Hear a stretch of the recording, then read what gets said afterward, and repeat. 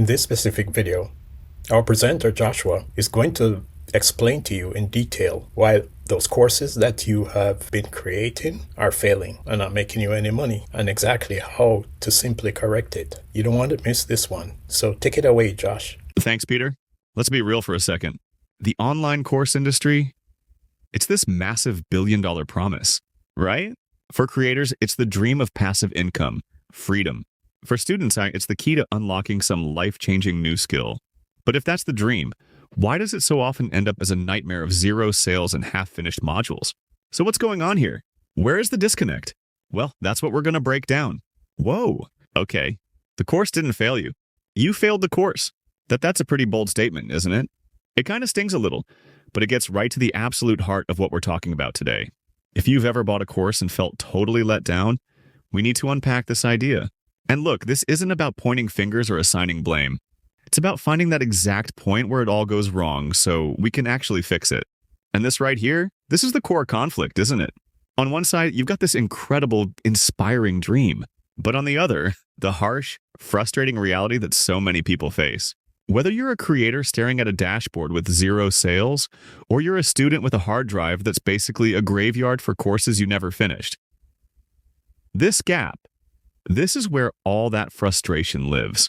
So why does this gap even exist? Well, it really boils down to one huge misunderstanding. We treat a course like it's some kind of magic bullet. You know, a complete all-in-one ticket to success. But the truth is, a course is just one single piece of a much, much bigger puzzle. And I love this metaphor because it just nails it. Courses are ingredients, but money is the meal. Think about it. We get all excited about learning one new thing. Let's say it's copywriting, and so we go out and we buy that ingredient.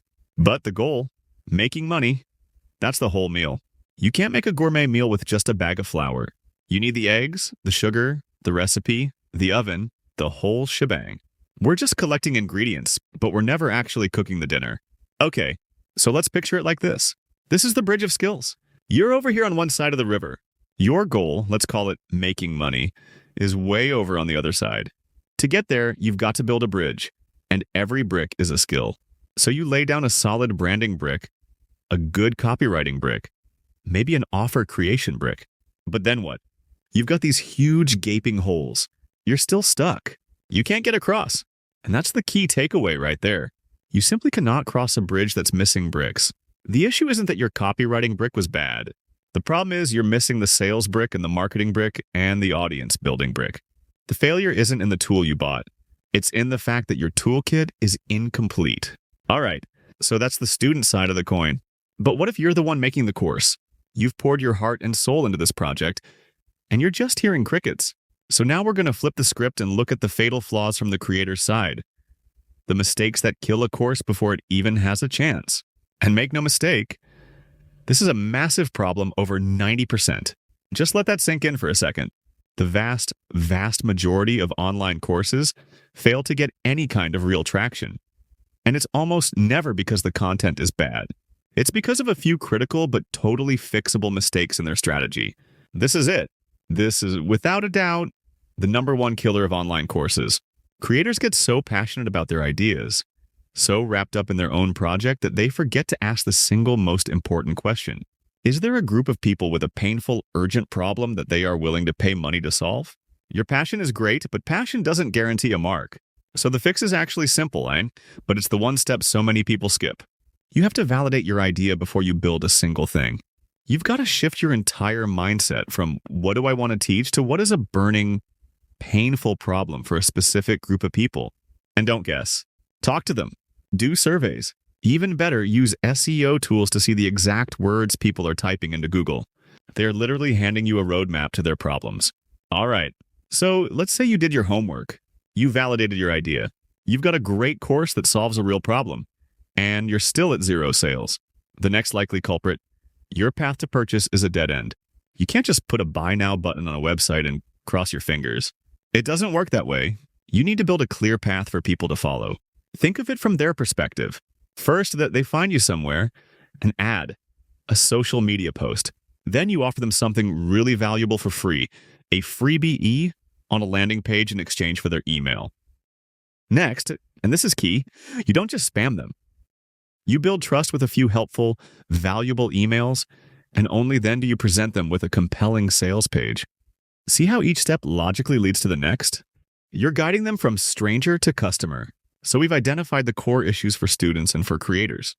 The student's bridge is incomplete, and the creator's path to purchase is broken.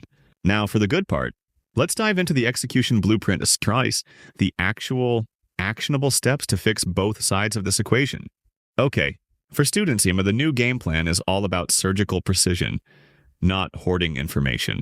First, you've got to identify your single biggest bottleneck. What's that one missing brick in your bridge right now? Then go buy one course that solves that one specific problem. Now here's the crucial part. Step 3. You have to apply something you learned within 24 hours. Turn that knowledge into immediate action. And finally, measure your results. Forget about motivation. Focus on measurement. The data will tell you if it's working. And for you creators, the blueprint is just as clear. It directly addresses those fatal flaws.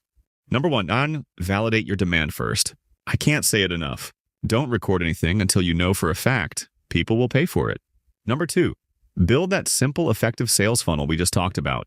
Guide your customers to the sale. And number 3, and this is so important, relentlessly collect social proof. Testimonials, case studies, reviews. These aren't vanity metrics. They are the currency of trust online. They do the heavy lifting for you. Ultimately, as though, fixing this whole problem requires more than just tactics. It requires a complete mindset shift about what an online course actually is. It is not a lottery ticket to success. It's not a magic pill. It is a tool. And a tool is only as good as the person using it. This is such a brilliant analogy. A course is like a treadmill. I mean, buying the treadmill feels amazing, right? It feels like an accomplishment. You can tell people, I bought a treadmill. It gives you the identity of someone who is about to get fit, but it doesn't actually make you fit. Only getting on it day after day and doing the work. The execution is what gets you the result. And this all leads to a much smarter model for creators called the value ladder. Your course isn't an island. It's just one step on a staircase of offers. So maybe at the bottom, you have a low-cost ebook. In the middle is your main course. And at the very top, maybe you offer high-ticket one-on-one coaching for your most dedicated people. This way, you can serve everyone at different levels and build a real sustainable business, not just a one-off product. And that brings us right back to where we started, to that core theme of personal responsibility. A course is a tool. It's a hammer. And if you're not getting the results you want, the first step isn't to get mad and blame the hammer. It's to take a look and make sure you're not holding it backwards. So as we wrap up, I want to leave you with one final question to really think about. Look at your library of courses, or think about the one you're dreaming of making and be honest with yourself. Are you just collecting tools, or are you actually committed to picking one up and building something with it? Because the answer to that question, well, that changes everything.